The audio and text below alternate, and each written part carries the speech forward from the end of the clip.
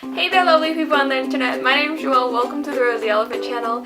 So today I'm going to do another tag video, and I know back-to-back tags, what? But I'm just kind of been in the talky mood, so I kind of look like a gypsy right now. Ooh, gypsy! I'm going to do the Wanderlust Tag, and basically, don't know who created it exactly, but I know SE Button did it, so I love SE Button, and I was like, you know what? I love traveling. I travel, not as much anymore, but I used to travel a lot, so you know what? Might as well do this tag. So the first question is, what is your most treasured passport stamp? Mine is the stamp that I got when I first went to Japan, which was like 5 years ago now. It was a really long time ago. It was like when I was 10 years old. I was going into 6th grade. We went over like the summer towards the end just to start house hunting and stuff because we were just moving to Japan and it was really exciting. And my second time in a foreign country, so I was like, ah. The next question is, can you recite your passport number from memory if asked? And no, not even close. I know I've written it down like more than 1,000 times because on the form where you like leave Japan, you have to like write down a bunch of your information on this form and then give it to the guy, and then he stamps it and he staples things to your passport, and then you walk through the gate and now you're in the terminal. But I can't memorize it now. I don't even know what the first number is. So next question is, what is your preferred method of travel? Either automobile, plane, or train. I'm gonna have to say plane or train. Ugh, okay, if I had the choice, train. You can't go like overseas with trains, and I live in the States obviously, so it sucks I'd have to stay to this side of the earth, which I love going to Asia and Europe, so I rather planes. And I know a lot of people don't like planes, but I love flying planes. I absolutely adore flying in planes. For some reason, I feel really safe when I'm in a plane. Like, extreme humidity can be really annoying, but like when you're comfortable with it, like I love how it feels because it like surrounds you and you just feel like you're being hugged. And it's the same thing with darkness, with like pitch black darkness. I just feel like I'm being hugged, and it's really weird. And I guess that's like what claustrophobic people hate, but I kind of like it. I like that like crowded feeling. Sorry claustrophobic people, but I'm the exact opposite of you guys. So the next question is, what would you recommend a friend to visit? So, never been to New York City, then go to New York City. That's within the States though, so I feel like the States is an entirely different place because it's a huge country. When Europe is very condensed, there are a lot of different countries broken into small pieces within the mass of land. So if you're in the US, definitely check out New York City. I am a New York City babe. I love New York City. I'm actually going to be spending most of the summer, probably like over a month in the city. No, definitely over a month. Almost reaching 2 months in the city, which I did last year too, and the year before that, and the year before that.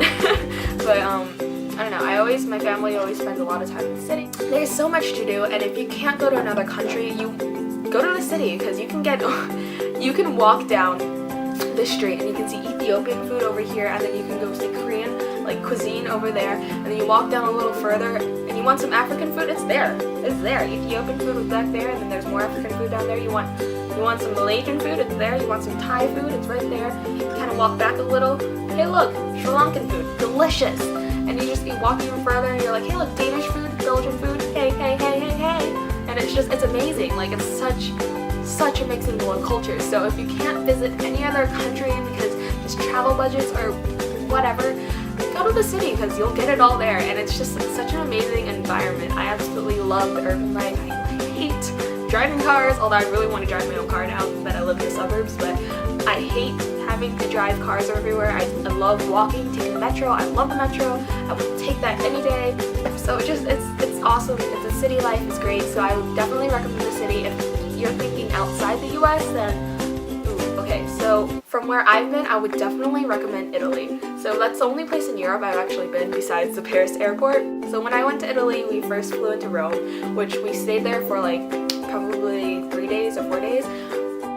Amazing, oh my gosh, everything was so beautiful. The architecture, just like the ancient architecture, you're walking around, there are like ruins of like Roman architecture just all over the place, and like birds, pigeons flying on them, and beautiful fountains and statues just like chilling out on the sidewalk. Like, holy crap, it was amazing. I absolutely loved it, and the people were fantastic. Like, I went to the restaurants, the manager came out and he was like, how's that lasagna? It's like, it's my family recipe. It's my family recipe. I can't speak Italian, but oh my gosh, and the gelato is fantastic, and like after Rome, we flew to Venice and we stayed there for about 2 nights, and Venice was equally as amazing, if not more. It's just so beautiful, the canals, and we went on the gondola and the man sang. The gondola was, it was insanely expensive. It was probably over $100 just for one gondola ride around Venice, but I think it was definitely worth it just because it was the experience, and we got to, oh my god, we saw the bridge, and we went on this like little down the alleyway like shops where there are all these Venetian glass like stores with little figurines this small, and I picked up a few, and it was so amazing. I loved Venice. After Venice, we flew to Florence, where we stayed for like 4 more days. Florence was amazing. This is more countryside, so we went like progressively from heavily citied Rome to like less populated Venice to countryside Florence, which I loved. I think my parents loved it more because there were a lot of wineries there, and my parents could obviously drink, but I was like 13 then, so I couldn't drink. So many museums and just the art. If you are an art junkie like I am, and you love art, like definitely go to Italy. Italy is where you are, because at the peak of the Renaissance, it was in Italy. It was in Florence, it was in Venice. Go to Italy, appreciate all the beauty that it is, because it's so fantastic. It just flourished so well, so much so that the culture is still intact today. So definitely Italy is my suggestion for outside the US. So we're down to the final question now, and the last question is, if you're leaving tomorrow and money isn't an obstacle, where would you go? Okay, so, okay, I would definitely absolutely say Monte Carlo. Alright guys, so that's been my Wanderlust Tag.